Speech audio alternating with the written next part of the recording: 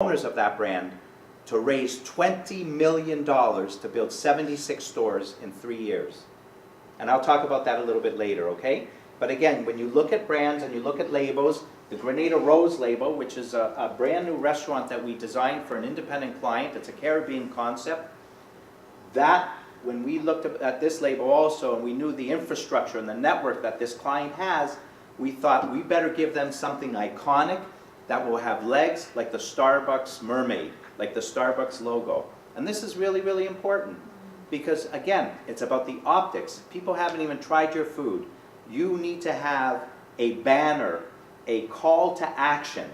And that's another word you need to write down, a call to action, a banner, something that's loud enough or interesting enough or enticing enough to get people to come to your restaurant, to cross the threshold, walk into the restaurant, and sit down and enjoy a wonderful, entertaining experience, which is food. So that's why we put those logos there, just to give you a little example. And again, I'll talk about the Chain Smoker logo a little bit after.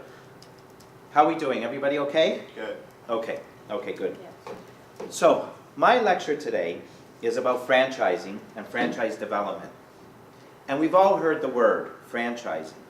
So before I go through my little bullet points and tell you what franchising is according to the bullet points, I just want to go around the room for a moment, and if somebody could put up their hand and tell me what you think franchising is.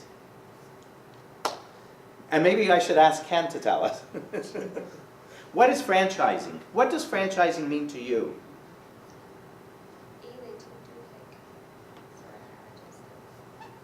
I can't. Easy to duplicate. Very good. That's a component of franchising. Anybody else? What does franchising mean to you? Standard. A standard. It's a component of franchising. It's a business model. It is a business model. Correct. Anybody else? Haga? A way that you can have more people working with you together. Correct. And there might be some benefit to that. Create more value. Correct. Create more value. Have more people join your business enterprise. Okay, so let me sum it up in a moment. Everybody knows what cocaine is, right? We hear about cocaine all the time in the media and in the papers. Cocaine is a drug, but cocaine is made from what? Another word for cocaine is opium. Opium, right? O-P-I-U-M. Opium, okay? That's a very, very powerful drug. Now, why do I mention it? Because the acronym of the word opium, as people know commonly in North America, is O-P-M. O-P-M. Opium. And what OPM is other people's money. Other people's money. And that's what franchising is. Franchising is a business model where you yourselves grow your business on other people's money. Now, is that brilliant? Is that good? Yeah. You can't get a better business model than that. You get to become very wealthy by only casting a couple stones, throwing a couple of pebbles into the water. $100,000, $200,000, $300,000 or $400,000. Maybe some of you spent $1 million on a restaurant or $2 million on a restaurant. But if you franchise, you can grow your restaurant into a multi-unit chain and never ever use a penny of yours ever again. You will grow your business model into a huge, massive chain of 20 units or 200 units or 2,000 units without ever having to make another investment after the first investment. So that's what franchising is. Franchising is growing your business model, your business, your brand, or your chain on other people's money. Never forget that, because it's absolutely brilliant. So it is, in fact, one of the world's most accepted business models. It's a model where you grow your own business, your enterprise, on other people's money. It's exponential, it's multifaceted, and it's calculating. And, you know, one restaurateur once said to me, and in fact even Stanley Ma, our legendary chairman of MTY, and why do I keep saying legendary chairman of MTY? Why do I call Stanley Ma the legendary chairman? Let me tell you why for a moment. Because Stanley Ma was like everybody sitting in this room today, and he was like me, myself. He came to Canada from Hong Kong with, I think, $50 or $75 in his pocket, about 50 years ago. And he opened up, he did a couple jobs, he saved his money, and then he opened up one restaurant. And he made a little bit of money when he opened one restaurant. So you're successful, what do? You open a second restaurant, and he was successful. What do? You open the third restaurant, the fourth restaurant, the fifth, and so on. So Stanley ended up opening 50 restaurants in Montreal, all Chinese restaurants. And then he got smart, and he said, you know what, I'm tired of this, I'm crazy. He actually told me, I'm crazy, I'm a crazy man. I worked in the restaurant industry my whole life, I have to be crazy. It's a tough industry, a hard industry. So what did he do after 50 restaurants? He said, I'm not doing this anymore. I'm going to start franchising. And he called in a bunch of lawyers, and they put together some franchise agreements, and he started franchising. And he went from 50 restaurants. And when I joined MTY, we had, I think, about maybe 300 restaurants. We were doing about $150 million a year. And then he took those 300 restaurants, the $150 million a year, turned it into a public company, which today has 6,000 restaurants in 40 countries under 40 different brand banners. So Stanley really truly is the king of food courts, the king of the food courts in the restaurant industry, the fast food industry in Canada. And he's also one of the top franchisors in the entire world. He's very, very well respected. And today, his own personal net worth is worth about $500–600 million. So not bad for a man who 60 years ago came from Hong Kong with $50 to $75 in his pocket. And again, how was he able to do that? It's impossible for one person to build 6,000 restaurants. It really is. You would have to have a great team. Very few operators have done that. Starbucks has done it. Starbucks has built a 40,000 store chain under the corporate umbrella. Although they do, of course, we do know that in some countries they have done some license agreements. So the management is so thick in Starbucks to be able to make that a successful business enterprise. But for all of us starting out today, where things are more sophisticated, where the world is a lot smaller because of technology, and where the competition is very, very tough, today the best way to do it is through franchising and licensing. So let me go to the next slide here. So now we know a little bit about what franchising is all about. We're going to get into the detail, but let's talk about the players.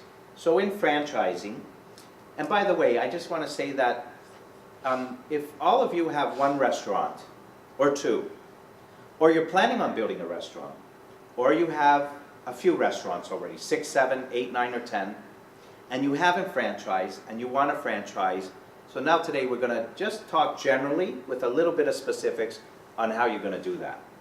So who are the players, first of all, in the franchise industry? So you have the franchisor. He's the individual who opened up the first store, owns the first store, and he wants to franchise his business to a franchisee. So you have franchisor up here, and you have the franchisee down here. And, or, if he's going to leave Canada, and wants to do a franchise or sell a franchise, let's say back in China, or in South America, or in Europe, he's probably most likely either going to sell a franchise to a franchisee, but more than likely he's going to sell a license, a master franchise license agreement. Master franchise agreement. It's a license agreement, so I call it master franchise license agreement. And he'll sell that to a licensee.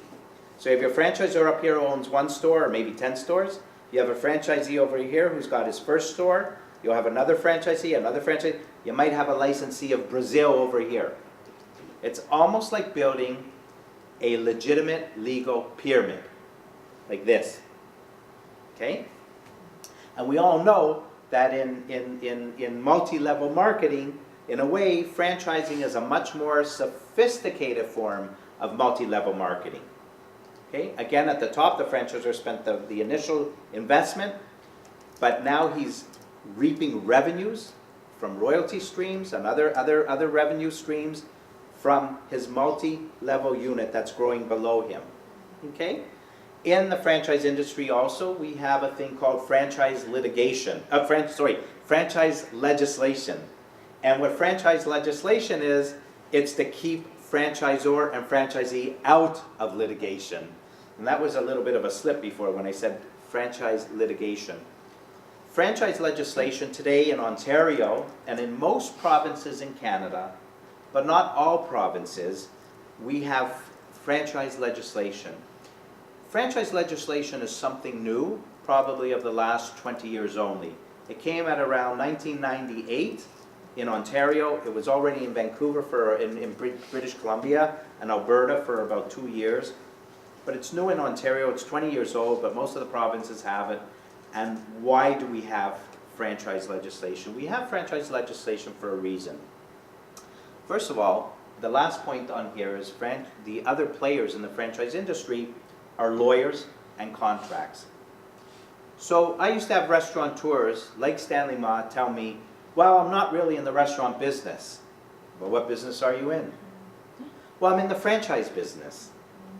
It's the vehicle that I use for my franchise business model happens to be restaurants.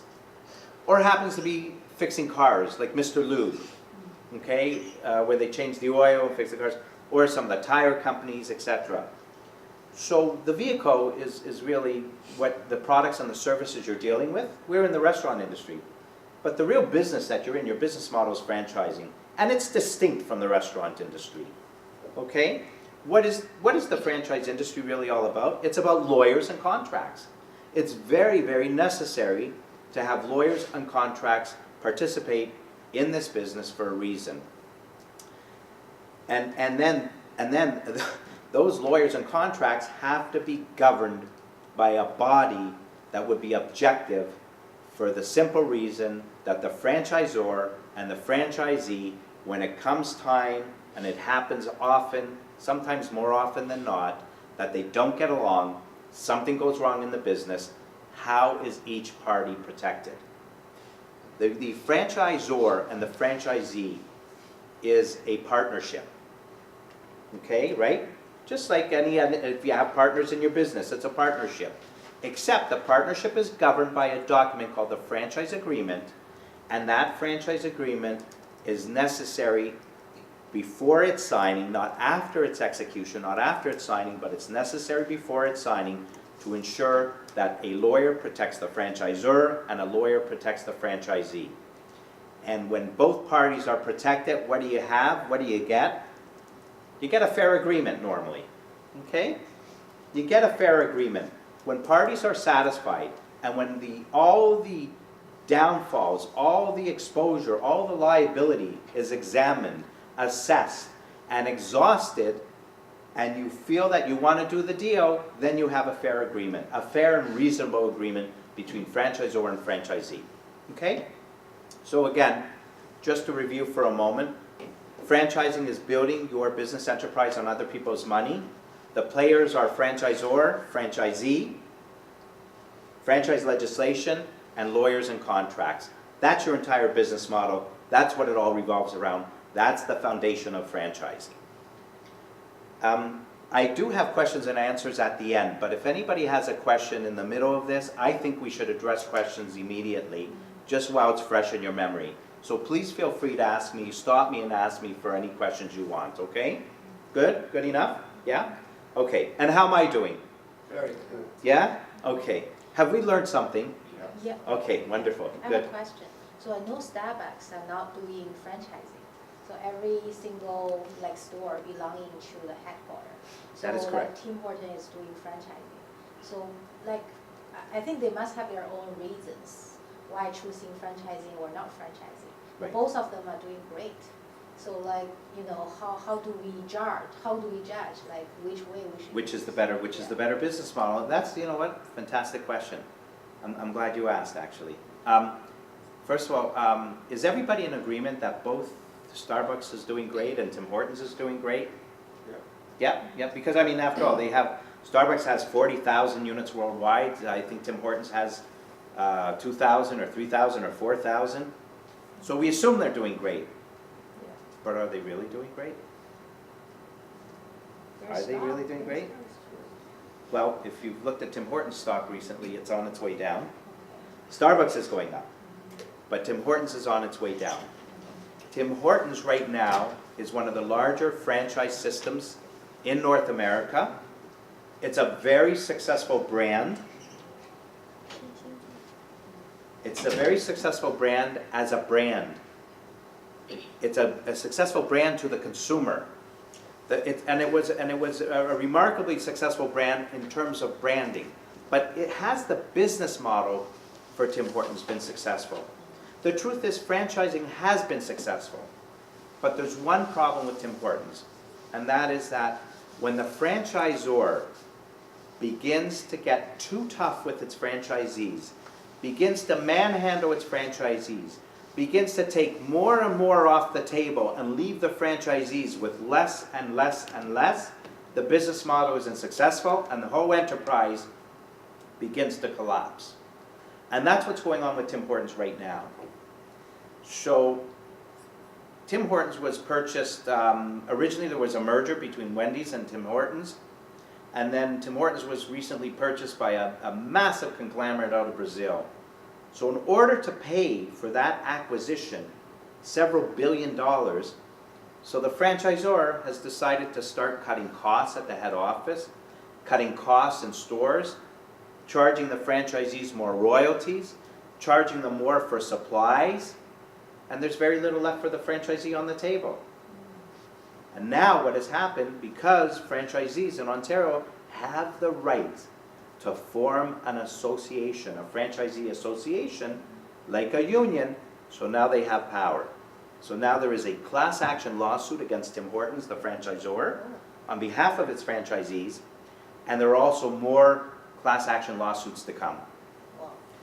So that's what I call a renegade franchisor. It's a renegade franchisor.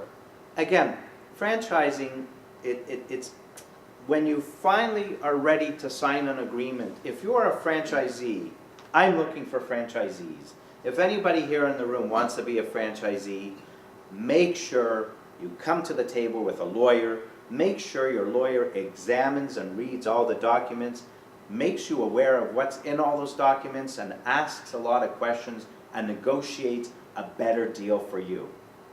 And if I'm a franchisor, if I'm happy with everything your lawyer did, I'll discuss it with my lawyer, and if my lawyer gives me the green light, you have the green light, then we think we're going to have a very fair and reasonable business relationship on the foundation of that franchise agreement, the legal document, which is also a partnership agreement.